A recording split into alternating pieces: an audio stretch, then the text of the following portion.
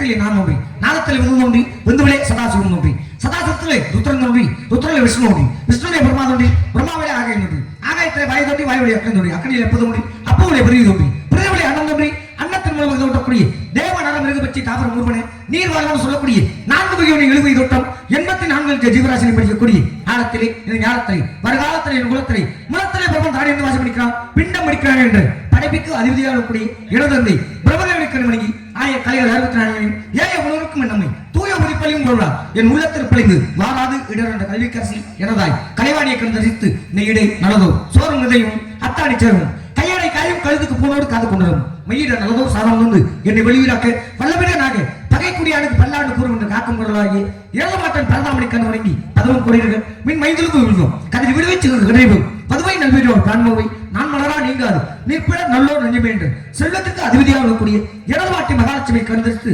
தோளுடைய செவியை ஒவ்வொரு மதி சூடி காதலை சுடலை பிடிபூசி என் உள்ளம் கவர்வேன் ஏழையும் மலரா நான் உனை மனிதே அருள் செய்து பீடுடைய பிரம்மா ஒரு வைதியை பெம்மான் இவன் ஒன்றோ என்று அந்த மும்மூர்த்திகளை முதல் முத்தியாக வரக்கூடிய அந்த நெடுமுடி கைலாசநாதனை கண்டுதரித்து துணையும் தொழும் தெய்வம் பெற்ற தாயும் சுருதிகளை மணியும் குழந்தை பதிவிட வேறு மலர் பொங்கலையும் கருப்பு சிலையும் என்பாசம் கையில் அணையும் திருப்பூர் அறிஞரமே என்று அந்த ஆதிவரா சக்தியை கருதற்கு அனைவரும் எல்லா பெற்று ஆகாய வர்க்கமாக இருந்து போல கொண்டில்லை காரணம் ஒரு நாளை கொடுத்து தங்கினாலும் ஒரு கலகம் செய்யாவிட்டாலும் எனது சிறசாகப்பட்டது 1000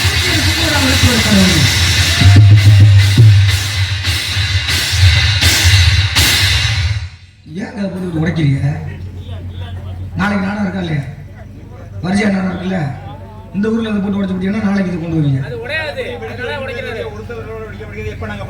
நல்ல எண்ணம் ஏன் தலை வடிக்கிறத பத்தி எனக்கு துளியளவு கூட கவலை கிடையாது 7 உலகத்திற்கும் ஒரே நாரதர் தான் ஒரு நாரதர் இருக்கிறதுனால அந்த 7 உலகம் தாங்குதா அதுக்கு என்னை மாதிரி நாரதர் இருக்கிறதுனால தாங்குதா ஒரு நாரதருக்கே தாங்க முடியலையே என் தலை வெடிச்சு 1108 சுக்குநூறாக வெடிக்க அந்த 1108 சுக்குநூறுல இருந்து ஒவ்வொரு சுக்குல இருந்து ஒவ்வொரு நாரதர் வருவாரு பரவாயில்லையா அப்படியே மீறி நான் பரலோகம் போனாலும் உங்களுக்கு கூட்டிட்டு போயிருவேன் ஆனா இங்க வாங்கிக்கிறதுக்கு ஆள் வேணும் மாட்டாமா அது அப்பேற்பட்ட சாபத்தை பெற்றனா முதலில் யாரை வணங்க வேண்டும் என்று பார்த்தா திகட சக்கர சமூக வைந்துலா சகட சக்கர தாமரை நாயகன் அகட சக்கர உண்மணியாவரை விகட சக்கரம் வைப்பது மட்டும் பாலும் தெல்லியனும் பாகம் இருக்கும் இவை நாளும் கலந்தோர் காணவே கோலம் செய் துங்க கரிமுகத்து தூமணியே நீ எனக்கு சங்கத்தமிழ் மூன்றும் தா அப்படிங்கிற இந்த விநாயகமான பாமலையால் பாடியவன் கூட ஒளியில் விளைந்த உயர்கையான புதரத்து உச்சியின் மேல் அருகில் விளைந்தது ஒரு ஆணவத்தினை அனாதியிலே வெளியில் விளைந்த விரும்பாளிகள் பெற்ற விருந்தனியே தெளிய விளம்பியவா முகம் ஆருடைய தேசிகனை என்ற அந்த சிவபவானி நெற்றுக்களிலிருந்து தோன்றிய அந்த முருகப்பெருமானையும் வணங்கிட்ட பதிலும் அந்த கையப்பன் என்று சொல்லக்கூடிய அந்த ஐயப்பனையும் அந்த கன்னிமுக கணபதியும் இணைந்து வணங்க என்று பார்த்தால்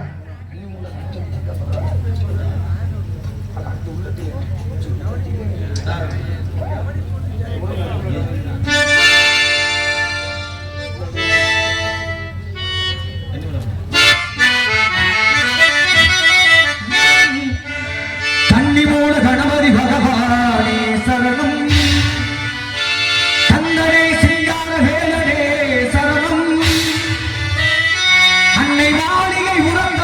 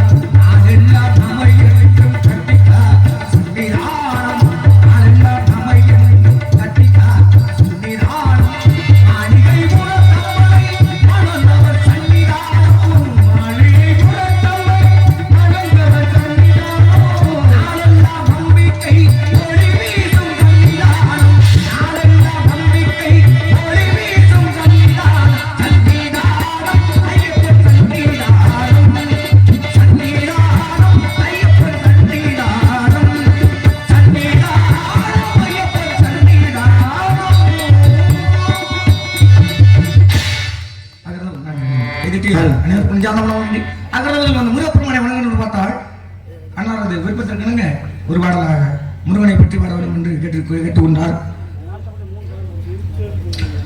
மறைந்த மாமேரி நாரதர் மதுரை ஆறுமுகம் மற்றும் நாடக உலக முடிசூடா மன்னன் ஆர்.பி. ஹரிகரன் சார்பாக மிருதங்கம் வாசிக்கும் இளைய மோகன்தாஸ் அவர்களுக்கு பத்மநாதன் ஆர்டிஸ்ட் அவர்கள் கேவிக்கோட்டையை சேர்ந்த ஆர்டிஸ்ட் அவர்கள் இங்கு தம்பி ஸ்ரீநாத் அவர்களுக்கு ரூபாய் 200 அன்பளிப்பு அளித்துள்ளார்கள். நன்றி.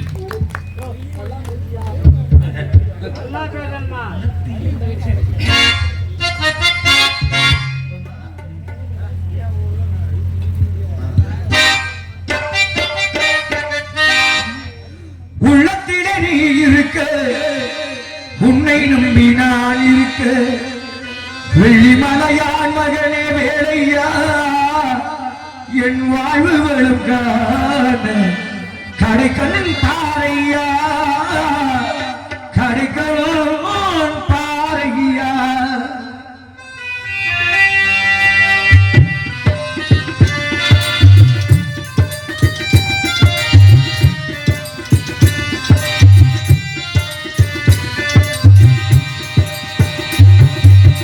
உள்ளத்திலே நீ இருக்க, உன்னை நம்பி நான் இருக்க, வெள்ளிமலையான் மகனே வேலையா, என் வாழ்வு வளம் கடைக்கண்ணன் பாறையா, கடைக்கண்ணன் பாறையா.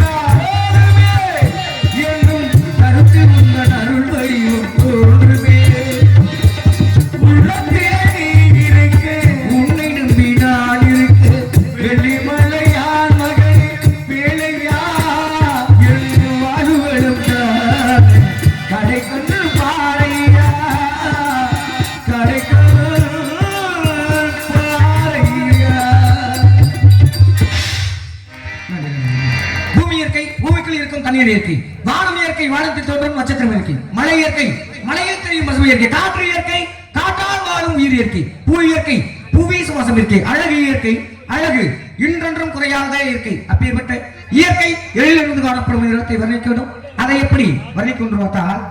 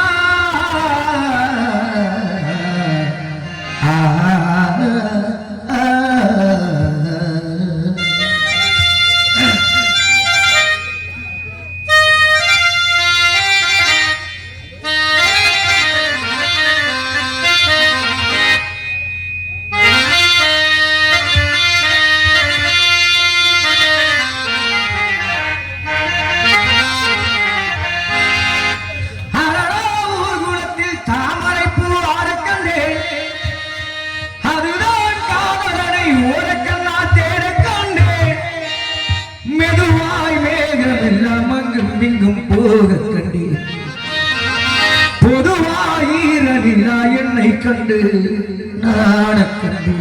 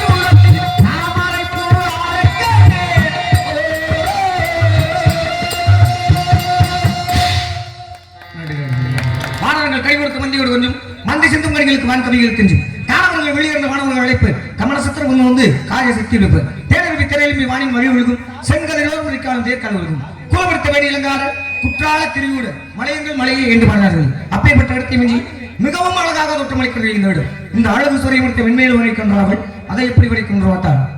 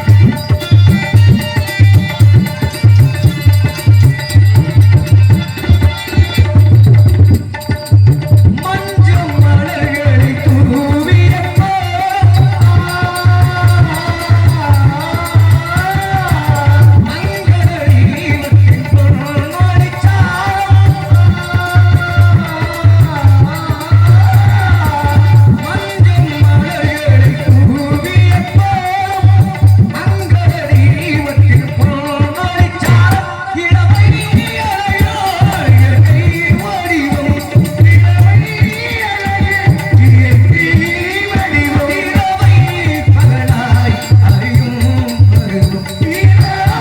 பயனாய் அடையும் பருவம் பூவாடையில் ஓர் மல்லிகை இங்கு நான் காண்கிறேன் என்பது தண்ணீருக்கு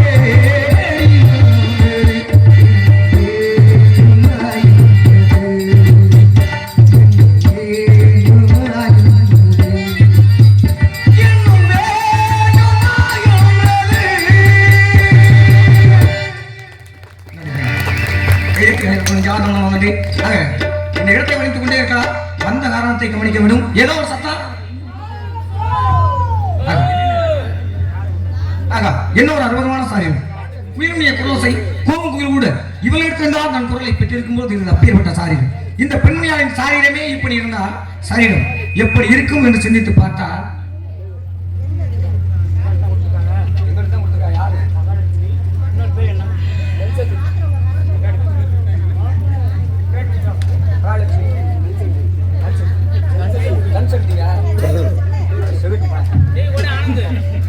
மகாலட்சுமி கன்சல்டிங் சார்பாக ரூபாய் 51 அன்பளிப்பாக பெருமைப்படுத்தியுள்ளார்கள். அன்பு அண்ணார் அவர்களுக்கும் அவரது குடும்பத்தாருக்கும் என்ன சார்பாக நான் சார்ந்த கலைக்குழு சார்பாக நெஞ்சாத மனமாதாண்டி அதுக்கு தான் பல்லு விளக்கையில் நாக்கு வலிக்கணும். நீங்க பல்லே வளர்க்கணும் இல்லையே. ஆக அந்த பெண்மணிகளை எப்படி வலிக்கும் பார்த்தால்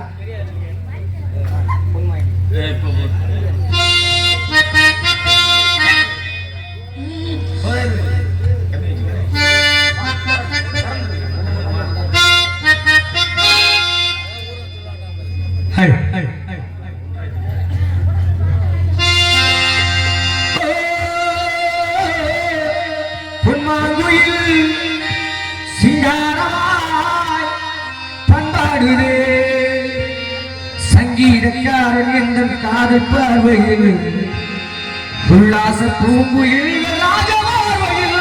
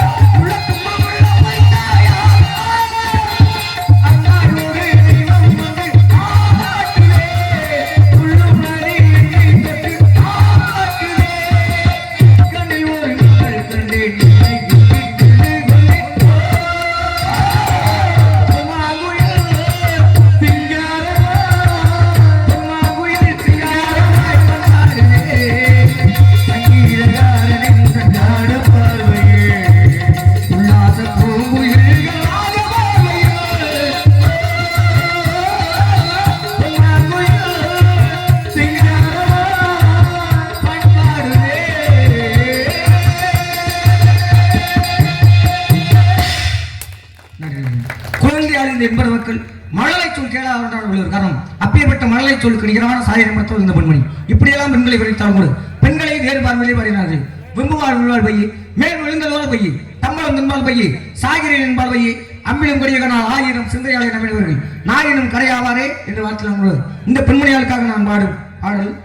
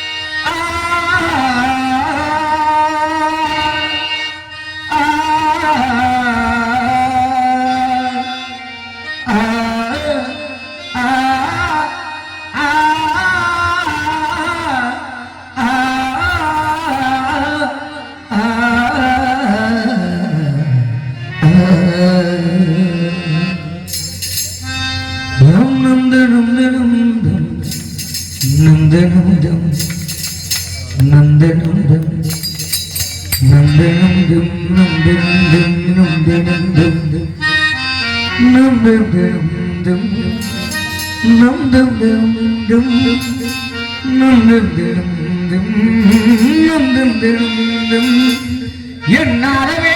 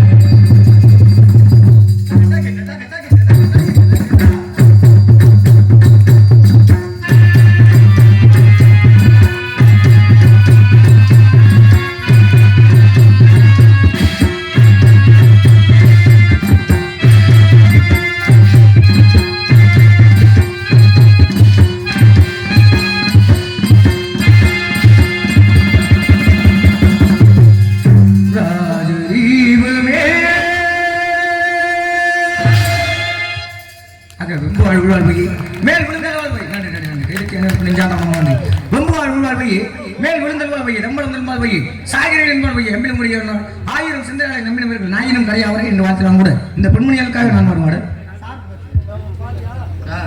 பூபாலம்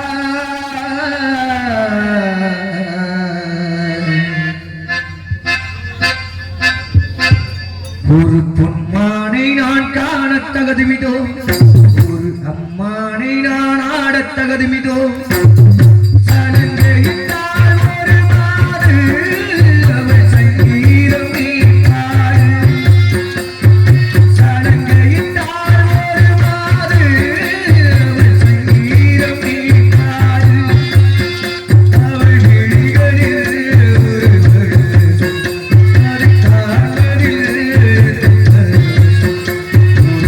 மாறி நான் காணத் தகுதிமிதோ ஒரு அம்மானை நான்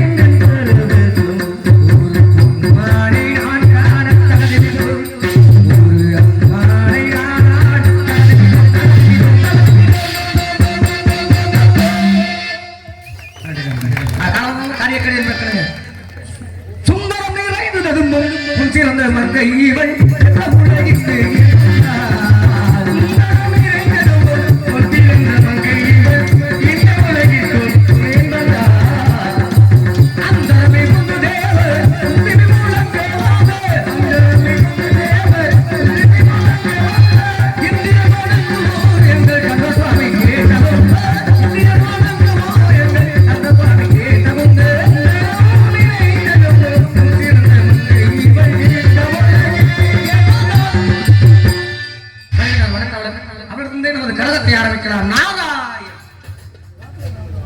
நாராயண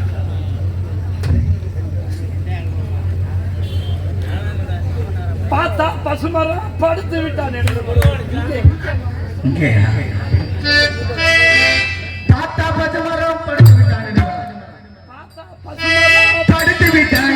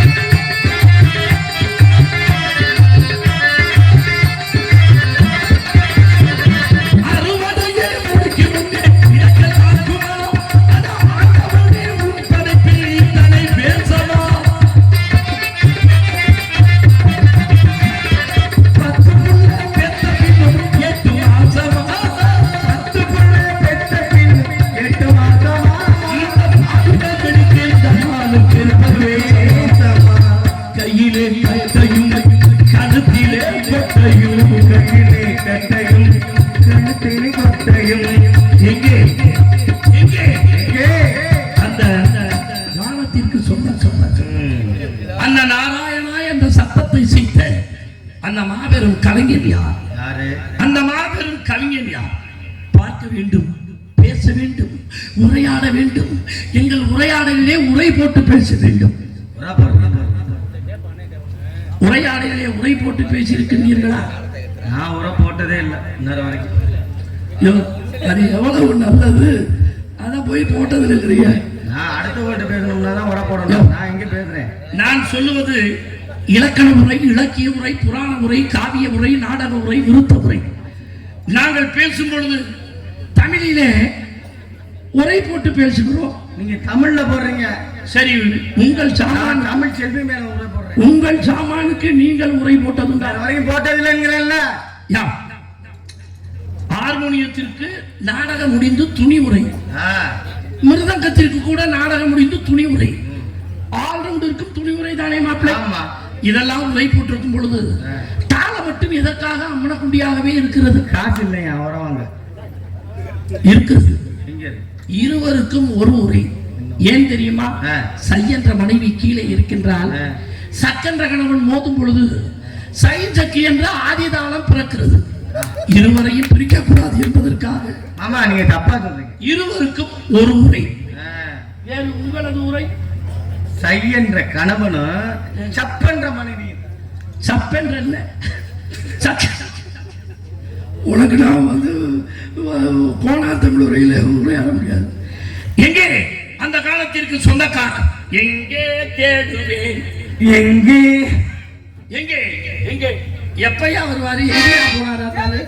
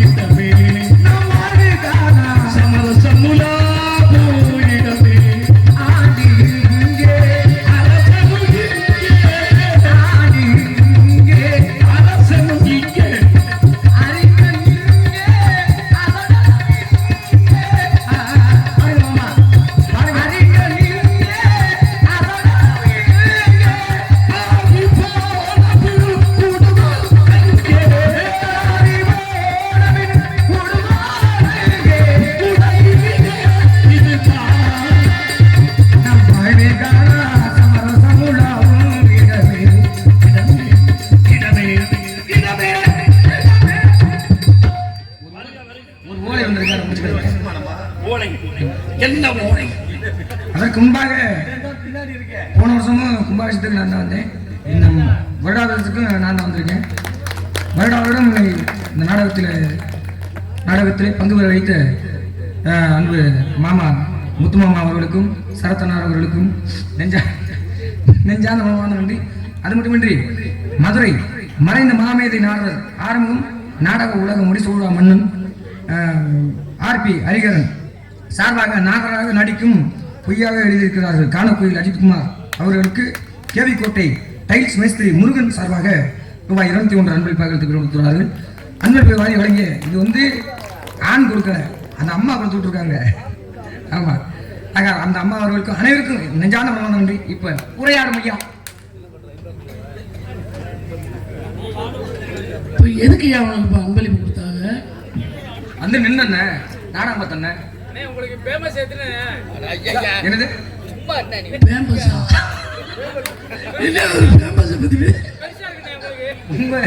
உங்களுடைய ஆடையை கண்டு இதை டிஆர் மகாலிங்கம் எனக்காக கொடுத்தது.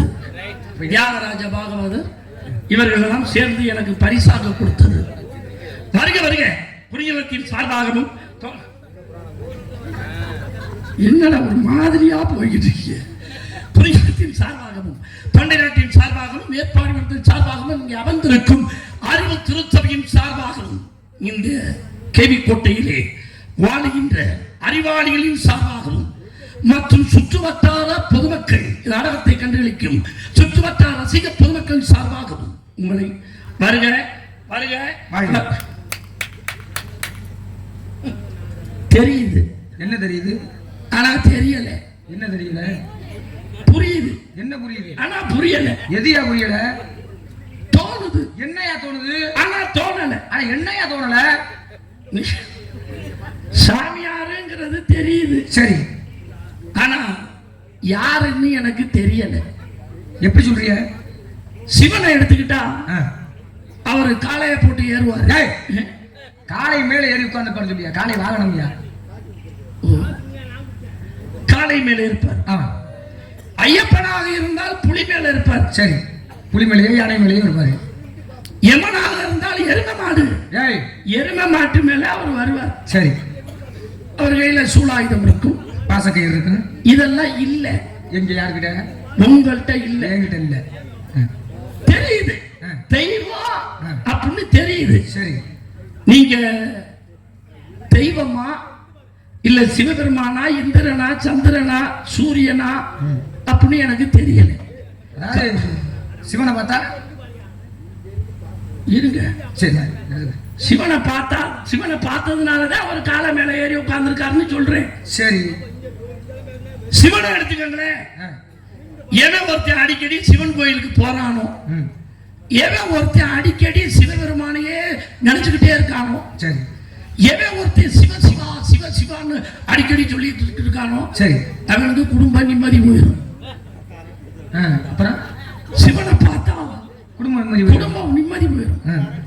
இந்திரனை பார்த்தா பொம்பளை ஆசை போயிடும். சரி. சந்திரனை பார்த்தா இரவு போயிடும். சூரியனை பார்த்தா இருட்டு போயிடும். யமனை பார்த்தா உசுறு போயிடும். சரி. நாரதரை பார்த்தா ஊரு நிம்மதியே போயிடும். தெரியுது நீங்க தெய்வம் அப்படி எனக்கு தெரியுது. சரி. நீங்க சிவனா, இந்திரனா, சந்திரனா, சூரியனா, யமனா, நாரதரா? அற்புதமான பேச்சு. இந்த மாதிரி யாரும் பேசி கேட்டதில்லை. ஏன்னா நாடக உலகிலேயே எனக்கு தெரிஞ்சு எந்த ஒரு கதாபாத்திரத்தையும் எடுத்து நடத்தக்கூடிய ஒரு மனிதர்கள் அப்படின்னாக்க 2 பேர் எனக்கு தெரிஞ்சு, என்னுடைய அனுபவத்துக்கு சொல்றேன். ஒன்று வெள்ளைச்சாமி, சத்தியமங்கலத்தை சேர்ந்த டி.எஸ். வெள்ளைச்சாமி மாமா அவர்கள் எந்த வேஷத்தை போட சொன்னாலும் போடுவாங்க. ஏன்னா அந்த அளவுக்கு படிச்சிருக்காரு. அதே போல ஆர்பி ஹரிகரன் அப்பா, அவர் எந்த வேஷத்தை போட சொன்னாலும் போடுவாங்க. திடீர்னு ஒரு ஆளுக்கு உடல்நிலை சரியில்லை அப்படின்னா அந்த கதாபாத்திரத்தை அப்பவே எடுத்து அவரே செஞ்சுடுவார். அதே போல உங்களுக்கு நன்மை உண்டு. ஏன்னா 2 பேருக்குமே புராணம் இதிகாசம் 8 தொகை பாட்டு 10 பாட்டு எல்லாமே படிச்சிருக்கு. அப்பேற்பட்ட ஆளு இவளை மட்டமா இருக்கு. என்னையா பேசுற நீ? சிவனை பார்த்தா குடும்ப நிம்மதி வேணுமா? திருத்தொண்டர் தொகை, திருத்தொண்டர் அந்தாதி, திருத்தொண்டர் புராணம் என்று சொல்லக்கூடிய பெரிய புராணம். ஆமா. இதுல 63 நாயன்மார்களோட கதை இருக்கு. 63 பேரையும் சொன்னோம்னா ஒரு வருஷம் பத்தாது. ஆகையினால குறிப்பிட்டு ஒரு ஆளை சொன்னேன். பரஞ்சோதியார் அப்படின்னு ஒருத்தவர் இருக்காரு. பரஞ்சோதியார் அப்படின்னு ஒருத்தவர் இருக்காரு. அவங்க ஒரு தம்பதிகள் இருக்காங்க. அந்த தம்பதிக்கு வந்து சீராளன் அப்படின்னு சொல்லக்கூடிய ஒரு அற்புதமான ஒரு புதல்வன், அதாவது மகன் இருக்கான். இந்த பரஞ்சோதியாருக்கு என்ன தன்மை உண்டு தெரியுமா? பசுபதி வாசம் என்று சொல்லக்கூடிய முப்பட்டை அணிந்து, காவி உடை அணிந்து யார் வந்தாலும் அவங்க என்ன கேட்டாலும் இல்லைன்னே சொல்ல மாட்டாங்க. என்ன கேட்டாலும் கொடுத்துருவாங்க. அப்ப சிவபெருமான் சோதிக்கிறாரு. ஏன்னா இவன் என்னடா எந்நேரமும் நம்மளே சொல்றானே நமசிவாய நமசிவாய நமசிவாய அப்படின்னு சொல்லிக்கிட்டே இருக்கானே, இவனோட பக்தி உண்மைதானா அப்படின்னு சோதிக்கிறதுக்காக சிவனே சிவனடியாராக எங்க போறாரு? பரஞ்சோதியார் வீட்டுக்கு போறாரு. வேஷம் போட்டுக்கிட்டு போன உடனே இவங்க தகுந்த முறையோடு வரவேற்று, ஐயா உங்களுக்கு என்ன வேணும் அப்படின்னு கேட்ட உடனே எனக்கு பசிக்குது, சாப்பாடு போடுங்க அப்படின்னு சொன்னா, அப்படியா சரி சாப்பிடுங்க உட்காருங்க. ஆனா இப்ப ஏற்பட்ட சாப்பாடு எனக்கு தேவையில்லை, எனக்கு பிள்ளை கறி வேணும். அசைவம் பிள்ளை கறி வேணும். அதுவும் இப்ப ஏற்பட்ட பிள்ளை தலைச்சம்பிள்ளை. அவங்களுக்கு இருக்கிறதே ஒரு பிள்ளை தான். தலைச்சம்பிள்ளை கறி வேணும். அதுவும் எப்படி வெட்டணும் தெரியுமா? தாய் பிடித்துக்கணும் கழுத்தை, தந்தை வந்து அறுக்கணும் கழுத்தை அறுக்கணும். தலைய தாய் பிடிக்க, தந்தை கழுத்தை அறுக்கின்ற பொழுது 20 கண்களில் இருந்து ஒரு சொட்டு கண்ணீர் வரக்கூடாது. ஒரு சொட்டு கூட கண்ணீர் வரக்கூடாது. அப்படி சமைச்சு கொடுத்தா தான் நான் சாப்பிடுவேன் அப்படின்னு சொல்ல. பாடசாலைக்கு சென்ற பிள்ளைய கூட்டிக்கிட்டு வந்த உடனே இந்த பையன் என்ன பண்றான்? ஆர்வத்தில், அதான் அப்பா வந்துட்டாரு நம்ம கூட்டி போக அப்படின்னு அவனை ஆனந்தத்தோட வர்றேன். வந்து இந்த விஷயத்தை சொன்னா அவன் ஒரு துளி அளவு கூட கலங்கலை.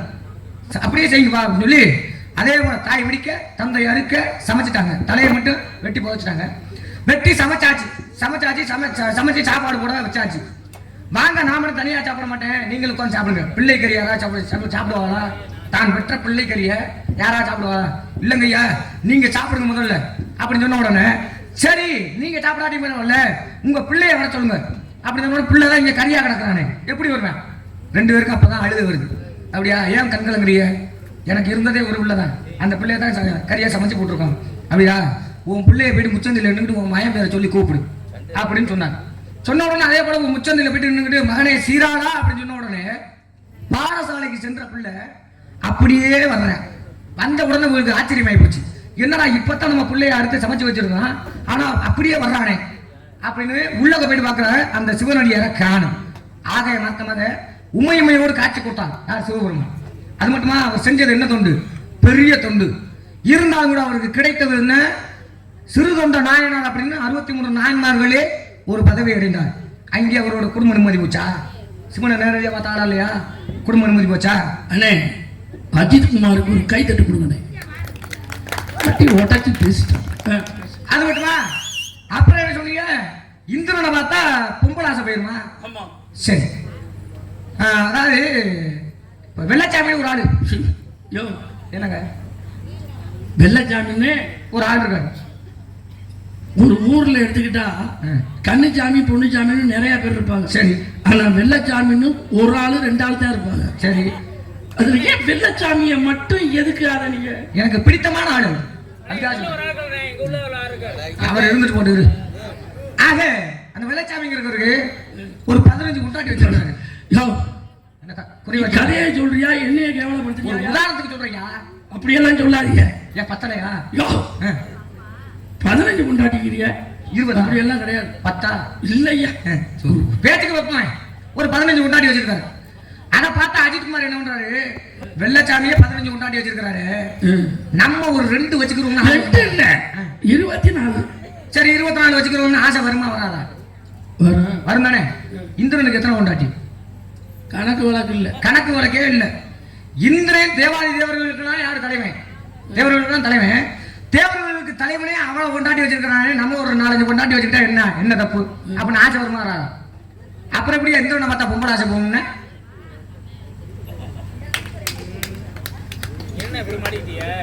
சந்திரனை பார்த்தா பகல் போயிடும் அப்படின்னு சொன்னீங்க. சூரியனை பார்த்தா இரவு போயிடும் அப்படின்னு சொல்லியிருக்கீங்க.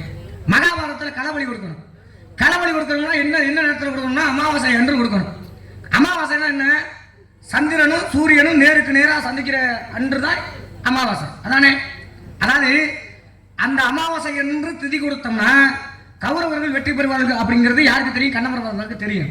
அப்ப அந்த கண்ணனாகப்பட்டவர் என்ன பண்றாரு, நாளைக்கு அமாவாசைனா அதற்கு முதல் நாளே தர்ப்பணம் கொடுத்துட்டு இருக்காரு. தர்ப்பணம் கொடுக்கின்ற பொழுது இந்த சூரியனும் சந்திரனும் பார்த்து 2 பேரும் பேசிக்கிறாரு. என்ன அது நாளைக்கு தானே நம்ம நேருக்கு நேரம் சந்திக்கிற நாள், இந்த ஆள் என்ன இன்னைக்கு கொடுத்துருக்காரு அப்படின்னு கேட்க. சரிவா, அவர்கிட்டே பூலோகத்துக்கு போயிட்டு அவர்கிட்டயே நம்ம கேட்டு தெரிஞ்சுக்கிடுவோம் அப்படின்னு பூலோகத்துக்கு போயிட்டாரு.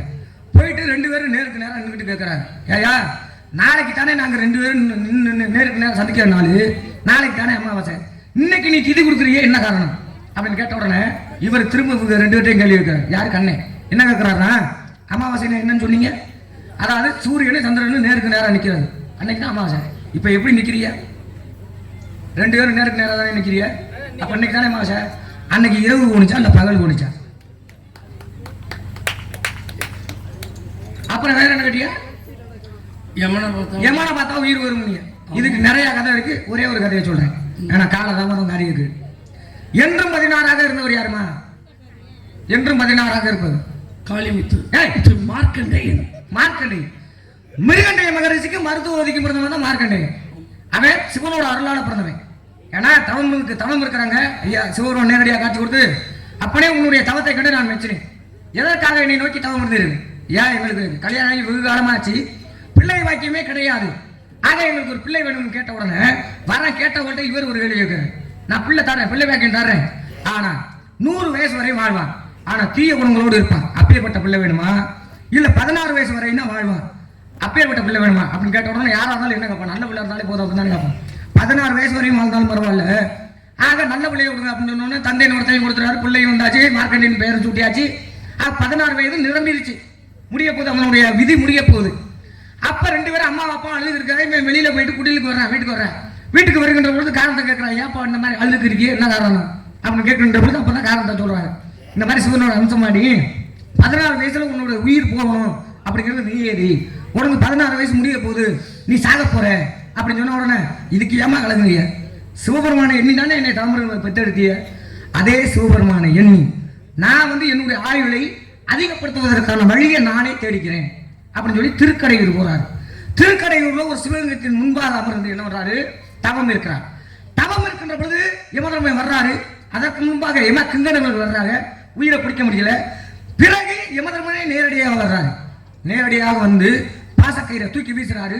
வீசப்பட்ட பாசக்கயிறு எப்படி போய் விழுந்துச்சு தெரியுமா? இவன் யமதர்மன் பயந்து அந்த எதிராக இருந்த அந்த லிங்கத்தை இறுக்கி கட்டி பிடிச்சிட்டேன். என்ன அம்மாக்கு தருது?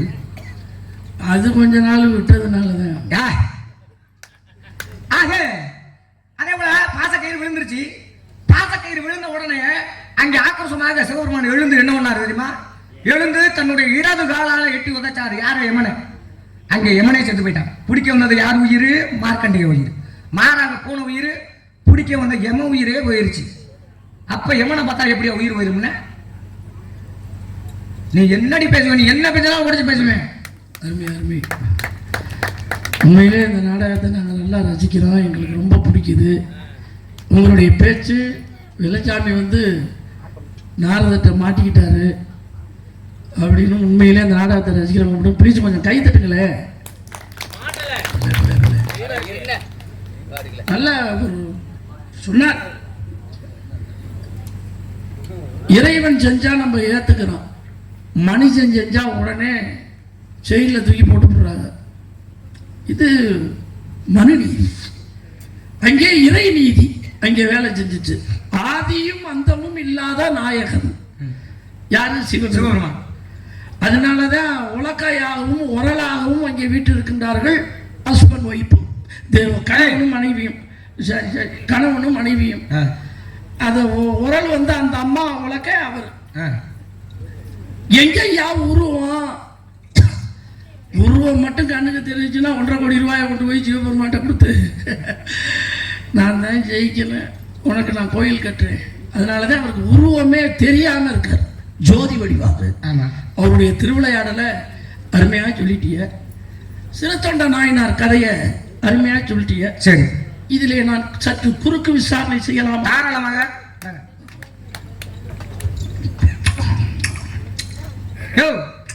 என்ன நான் கடலை முட்டையா விடுறேன்?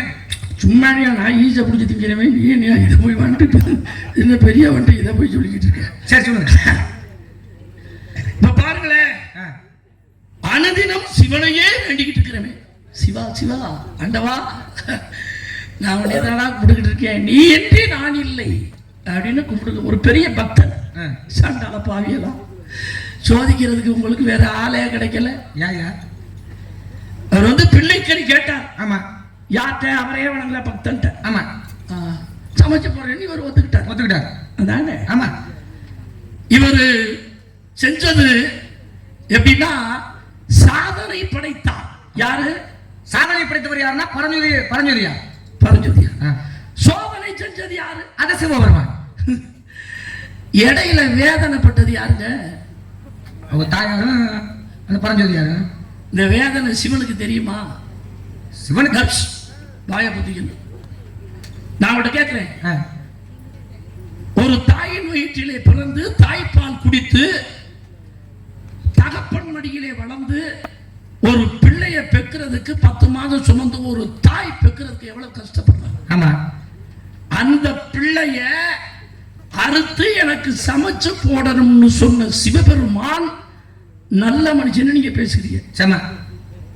காரணம் என்னன்னா, நீங்க மனுஷனா பிறந்து நீங்க தாய்ப்பால் குடித்து தகப்பன் மடியில வளர்ந்திருந்தா அதனுடைய வேதனை உங்களுக்கு தெரியும். நீங்க நினைச்சா தொப்புள்ள இருந்து போறப்ப, தொடையில இருந்து போறப்ப, நெத்தில உனக்கு எப்படியா தெரியும் அந்த வேதனை? சாதனை பற்றி பெருசாக பேசுகின்றீர்களே, இடையில கண்ணீர் கூட விடக்கூடாது அப்படின்னு அங்கே சட்டம் இயற்றினாரே சிவபெருமான். சோதனை செய்வதற்காக பிறருடைய கண்ணீர் கூட வெளிவரக்கூடாது அப்படின்னு சொன்னாரே சிவபெருமான். இது சிவபெருமான் செத்த நேரம் படுத்துக்கிட்டு யோசனை பண்ணியிருந்தா அவர் அந்த சோதனையை செஞ்சிருக்க மாட்டார். தான் சாதனை படைக்க வேண்டும் என்பதற்காக பிறருடைய வேதனையை ஏற்றுக்கொண்டவர் சிவபெருமான். அடுத்து நீங்க என்ன சொன்னீங்க? நீங்க சொன்னீங்களே யமதர்மனை பத்தி. யமதர்மன் கடைசிக்கு வந்துடுறேன், என்ன நேரம் ஆயிடுச்சு. கடைசிக்கு வந்துடுறேன். நான் சொல்ல யமதர்மனை பத்தி சொன்னீங்களே, இந்த கதை திருவிளையாடல். ஏன் தெரியுமா? நீங்க சொன்னது வந்து யமன் இறந்தது ஏன் தெரியுமா? அது காரணம் சிவபெருமான் எட்டி உதைச்சார் இடது காலால. இந்த கதை எப்படின்னா, யமதர்மனுக்கு சாப நிவர்த்தி ஆகிறதுக்காண்டி இந்த கதை அங்கே நடத்தப்பட்டது. சின்ன பிள்ளையில யமதர்மனும் சனி பகவானும் அண்ணன் தம்பி. ஆமா, 2 பேத்துக்குள்ள எள்ளு உருண்டை பிரச்சனை. அப்ப என்ன பண்றா, எனக்கு தான் பெரிய உருண்டை வேணும் அப்படின்னு யமன் அங்கே வாதாடுகிறான். இல்லப்பா, ஆளுக்கு பாதியா தான் சம பங்கு கொடுக்க முடியும்னு தாய் சொல்ல சின்னாயி உடனே கோவம் வந்து எட்டி தன்னுடைய காலால் உதைக்கின்றான் யமதர்மே.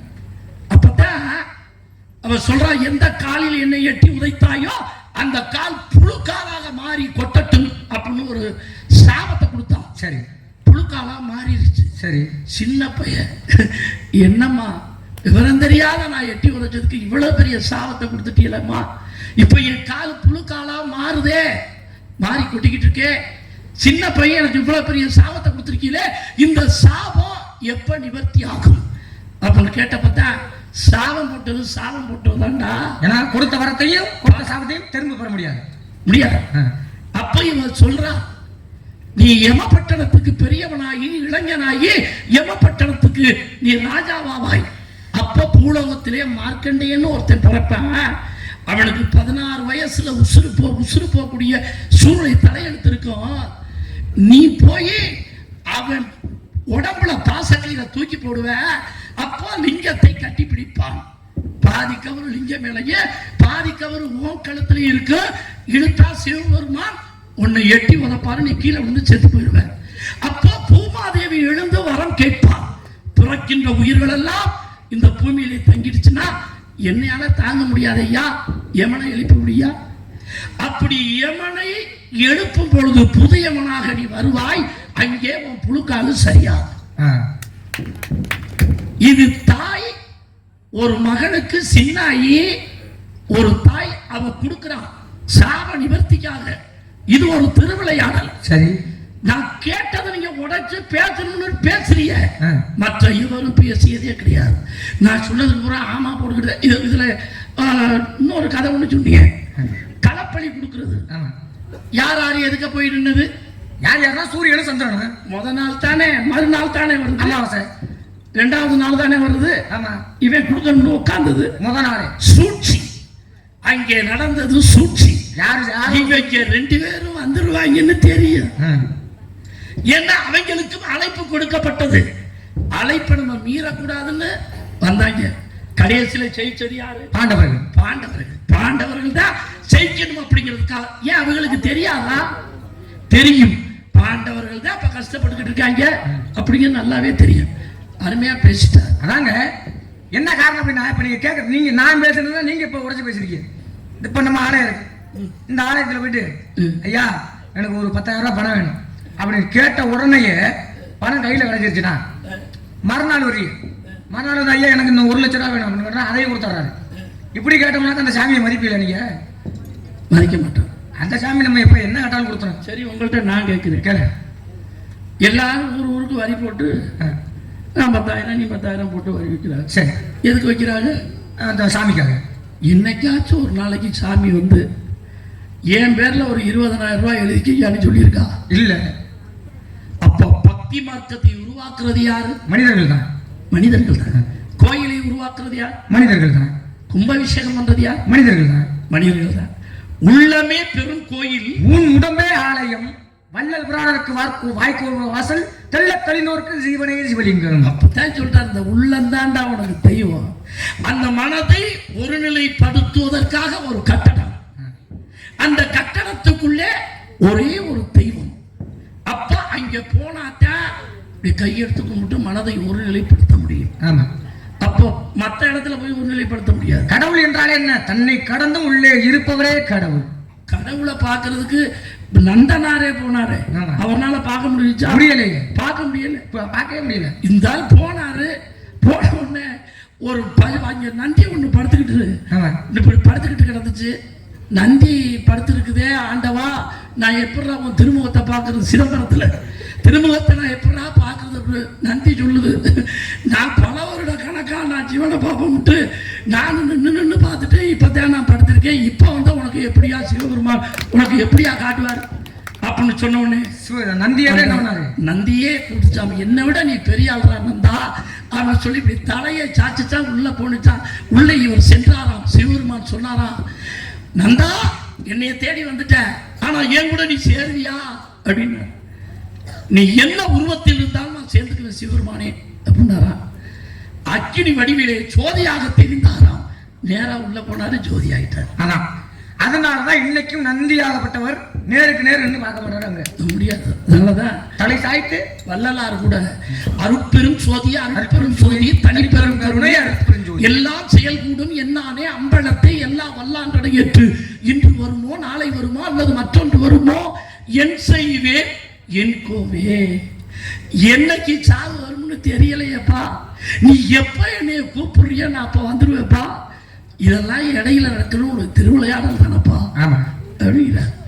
அப்ப ஆனா பிறப்பு தெரியும் ஒரு மனிதனுக்கு, ஆமா. இறப்பு தெரியுமா? தெரியாது. தெரிஞ்சா உயிரோட இருக்க முடியும். தெரியாது. நாளைக்கு சாப்பிட முடிஞ்சா இன்னைக்கு போயிடும். ஒருத்தன் மார்கழி மாதம் 28ஆம் தேதி செத்து போயிடும் தெரிஞ்சா இன்னைக்கு நம்மளோட ஒரு 10 பேர்த்த நான் கூட்டிகிட்டு போயிடணும்டா. அப்படிங்கிறதா தெய்வம் இல்லாமல் உருவம் இல்லாமல் இருக்கிறது. ஆனா ஒருத்தனுக்கு மட்டும் தெரியும் நம்ம எப்ப ஜாப் பண்ணணும். சரியா தெரியும். யாருக்கு? தூக்கு தண்டனை கைதிக்கு மட்டும் தெரியும். ஆமா, அது நீ சொல்லிடுவாங்க, எழுதியே வச்சிருவாங்கல்ல. ரொம்ப சந்தோஷமா இருக்கு உங்களை கண்டதுல. அண்ணே, எங்களோட உரையாடல் சரியாக இருந்ததா? நன்றி, தேங்க்யூ. நான் இந்த இடத்துல காவல் பண்றேன். உங்க பேரு? தண்டனோ. ஆரம்பிச்சிட்டாரியா? உங்க அப்பா பேரு? மடகுண்டோ. அம்மா பேரு? லாடி கிங்கிடி. என்ன நம்பருக்கு வந்தியா? புடுங்க. என்னத்த? களை புடுங்க. களை புடுங்க. இதுதான் எங்களுடைய டிண்டலோனி. அது என்ன மல்லக்கப்பட்டு கிடக்கிற மாதிரி இருக்கு? டிண்டம் என்றால் மலை, மலையா? லோடி என்றால் நிலம். சரி, இந்த மொழி எங்க இருந்து ஏற்படுத்தினீங்க? இது நாடக உலகத்திலே 2 பேருக்கு மட்டும்தான் தெரியும். இதை எழுதவும் முடியாது, எங்களை பார்த்து யாரும் காப்பி அடிக்கவும் முடியாது. அப்படியா? ஒன்று பப்புன் கலிய பெருமாளுக்கும் எனக்கு மட்டும்தான் தெரியும். உங்க சிசிய பிள்ளைக்கும் உங்களுக்கு மட்டும்தான் தெரியும். இதுக்கு அர்த்தம் கேட்டால் சொல்ல வேண்டியது எங்களுடைய கடமை, சொல்லிவிடுவோம். ஆனா திருப்பி நாங்க கேட்டோம்னா அவங்களுக்கு தெரியாது. இப்ப மறுபடியும் சொல்லுங்க, நீங்க சொன்னதெல்லாம் சொல்லுங்க. உங்க பேர் என்ன? சொல்லுங்க. மறந்துட்டயா? சரி, மடம் உண்டோ. உள்ளக்கே சொல்லிட்டாங்க, சொல்லி தான் அனுப்பிவிட்டாங்க. அவங்கள 3:30 மணிக்கெல்லாம் வெளியில தள்ளி விடணும்னு. தள்ளி விடணுமா? வெளியில. ரொம்ப சந்தோஷம். ஒரு வைத்தியத்தை அந்த ஊருக்கு சொல்லி. ஆமாங்க, வைத்தியத்தை சொல்லுங்க. அதை நான் சொல்லிட்டேன்னு வச்சுக்கோங்களேன். நாளைக்கு வெள்ளச்சாமி சொல்லிட்டு போனாப்புல இதை செஞ்சான். எனது ரசிக பொதுமக்களே, ஒரு 5 நிமிஷம் எனக்காக என்னுடைய பேச்சை கேட்பீங்களா? என்ன உங்களை கேட்டுக்கிட்டு தான் சொல்றேன். ஓகேயா? தேங்க்யூ. இனி உங்களுக்கு எல்லாம் பப்புன்னு மட்டும்தான் தெரியும், கோமாளின்னு தான் தெரியும். எங்கள் 3 தலைமுறையாக சித்த வைத்தியம் அண்ட் சோதிடம், ஜாதகம். சத்தியமங்கலம் புதுக்கோட்டையிலேருந்து 15 கிலோமீட்டர் சத்தியமாக சுதர்சன் காலேஜுக்கு பக்கத்திலே பைபாஸ் ரோட்டில் போகர் சித்த வைத்திய சாலை, வள்ளுவர் ஜோதிட நிலையம்னு இருக்கும். அந்த போர்டுக்கு சொந்தக்காரன் தான் எங்கள் பாட்டேன், அதுக்கடுத்து எங்கள் தாத்தேன், அதுக்கடுத்து எங்கள் அப்பா, அதுக்கடுத்து நான் பாரம்பரிய வைத்தியர்கள். இதில் எப்படின்னா இன்னைக்கு நிறையா என்கிட்ட வர்ற கேஸு இந்த முழங்கால் வலி கேஸு. நிறையா பேர்த்துக்கு இன்றைக்கு இதை எப்படின்னா பல மருத்துவர்கள் சொல்லுகின்றார்கள், ஆமாம் அது சவு விலகி போச்சு, முட்டி தேஞ்சு போச்சு அப்படின்னு சொல்கிறாங்க. ஆனால் போகரும் புலிப்பாணியும் சேர்ந்துதான் முருகனுடைய சிலையை செய்தார்கள் 9 நவபாசனத்தை சேர்த்து. அவர்கள் எழுதிய நூலிலே இருந்து படிக்கப்பட்டு வடிவமைக்கப்பட்டு அந்த வைத்தியத்தை தான் நாங்கள் இப்போ பார்த்துக்கிட்டு இருக்கோம். நிறைய யூடியூப்பை தட்டுனா நிறையா வந்துக்கிட்டு இருக்கு. மற்றவங்க சொன்னதை பூரா அவங்க சொல்லிக்கிட்டு இருக்காங்க, இவங்க சொன்னதை அவங்க மாற்றி சொல்லிக்கிட்டு இருக்காங்க. அது பற்றியெல்லாம் நான் பேச வரவில்லை. உங்களுக்கு மருந்து சொல்வது என்னுடைய கடமை. இதில் பாருங்களேன், இதில் தமிழ் வைத்தியத்தில் 3 பேர் தான் இந்த முழங்கால் வலிக்கு. ஒன்று வரவாத வலி, இன்னொன்று கணுச்சூளை வாய்வு, இன்னொன்று நீர்க்கட்டு வாத வலி. அவ்வளோதான் முடிச்சு. இதுக்குள்ளதான் இப்படி உட்காந்து எழுந்திரிச்சா மடக்குங்க, இந்த பக்கம் திரும்பினா மடக்குங்க. நிறைய பேர் பாத்ரூம்ல கவுத்தை கட்டி போட்டுக்கிட்டு ஒழுங்கா உட்காந்தே வெளியே போறது இல்லை, பாதியில் உட்காந்துக்கிட்டு இப்படிதான் நடந்துக்கிட்டு. அது அருமையான வைத்தியத்தை சொல்லுகிறேன், அதை வீட்டில் போய் செய்யுங்க.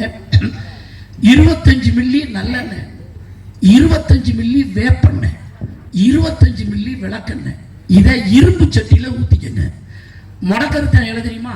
நம்ம ஏரியாவில் கிடக்கல முடக்கருத்தாய் இலை கொடி. அந்த கொடியை வேரோடு ஒரு கைப்பிடி அளவு பிடிக்குங்க. வேலிப்பருத்தி இலை வேரோடு ஒரு கைப்பிடி அளவு, குப்பை மேனி இலை வேரோடு ஒரு கைப்பிடி அளவு, பிரண்ட கொழுந்து ஒரு கைப்பிடி அளவு, சுக்கு, மிளகு, திப்பிலி, அதில் 50 கிராம், இதில் 50 கிராம், அதில் 50 கிராம். இதை பூரா அதே மாதிரி பச்சை கற்பூரம், இதை பூரா எல்லாம் ஒன்றா இடித்து, இதில் முக்கியமான இலை இருக்குது. அது நம்ம பகுதியில் கிடைக்குதா இல்லையா அப்படின்னு தெரியல. எலும்பு ஒட்டி இலை பார்த்துருக்கீங்களா? சதையொட்டி இலை, எலும்பு ஒட்டி இலை. அதனுடைய வாது இப்படி தட்டம்னா மனுஷனுடைய எலும்பு சத்தம் மாதிரியே வந்துக்கிட்டு இருக்கு. முருங்கை இலையை விட சின்னமாக இருக்கும். பூலா இலை இருக்குல்ல, பூலா செடி, இந்த கருப்பு கருப்பாக இங்கு கலரில் வரும்ல, அந்த இலை மாதிரியே இருக்கும். அந்த இலையை பிடிக்கி இப்படி நசுக்கணும்னா மூக்கு செளி மாதிரி போயிடும். அதை இடிக்கவே முடியாது, அரைக்கவே முடியாது.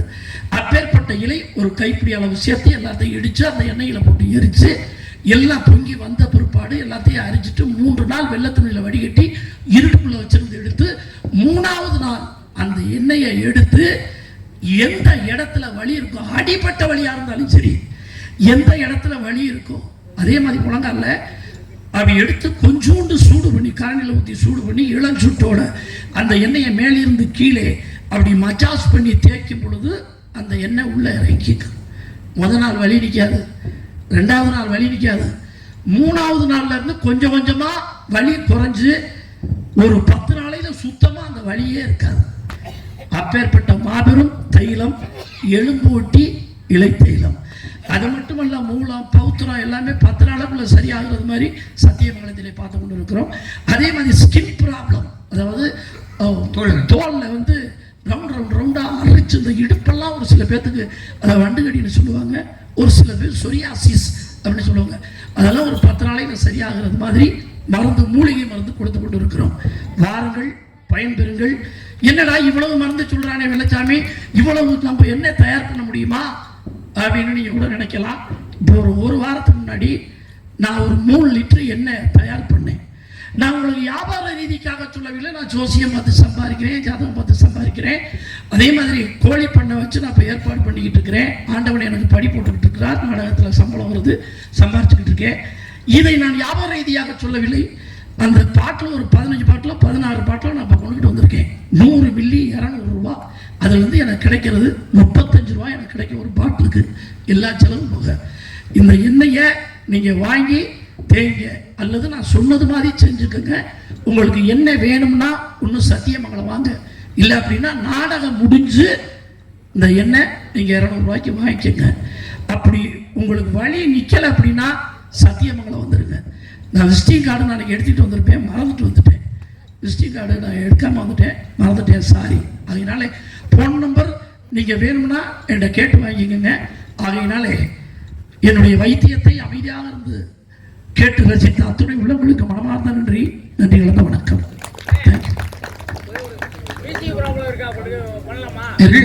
என்ன வீசிங் ப்ராப்ளம் உங்களுக்கு இருக்காங்க? அப்படியா? சத்தியமங்கலம் வந்துருக்கு, சத்தியமங்கலம் வந்துருக்கு. இல்லாட்டி சுருக்கமாக அதுக்கு ஒரு மருந்து இருக்கு, சொல்றேன், அது மாதிரி செய்யுங்க.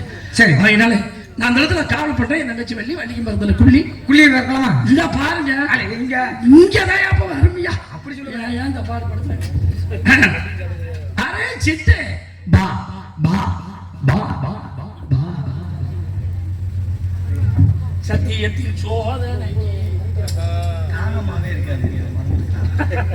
தாகமாவே இருக்கு அப்படின்னா ஒரு குவாட்டரை வாங்கி தண்ணி கலக்காம மூஞ்சி கழுவி போட்டு அதையே குடிக்கணும். அப்படி வாமா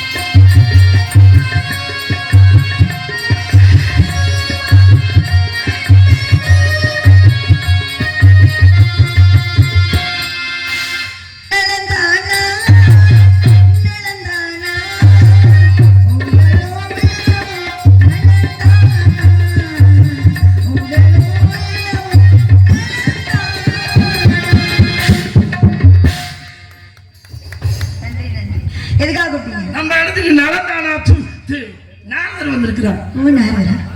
அழைத்தவன் சொல்லவா?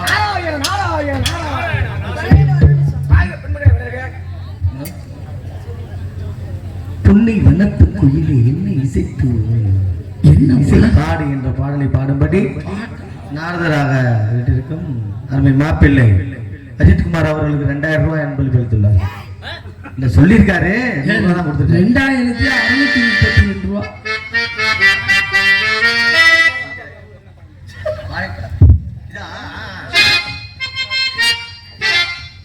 புண்ணியம் போற்றும் புகழிடும் சுவாமி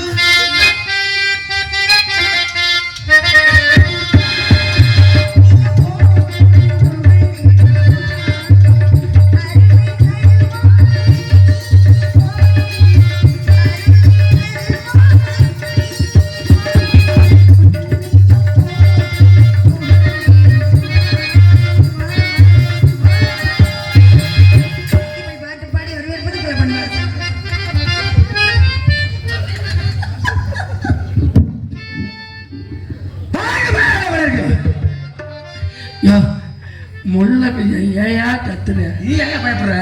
என்ன திடுமுடன்னு கடுக்க போடுக்கணும். டேய், கடுக்கு கடுக்க போடுன்னு படுக்கணும். சரி ஆடி பாடி வரது குல பம்பு அந்த மாதிரி உள்ள வச்சிட்டு என்ன சாப்பிடுற? புன்னை வனத்து கோயிலே என்னை நினைத்து இசை பாடு, முல்லை வனத்து கோயிலே என்னை அணைத்து உறவாடு, வேங்குழலிலோ ஓசையலே தாய் விரிக்குமோ ஆசையலே, மார்மீதும் தோல் மீதும் சாய்ந்திருக்க பாழாரும் தேனாரும் பாய்ந்திருக்க, உன்னை வளர்த்து கோயிலே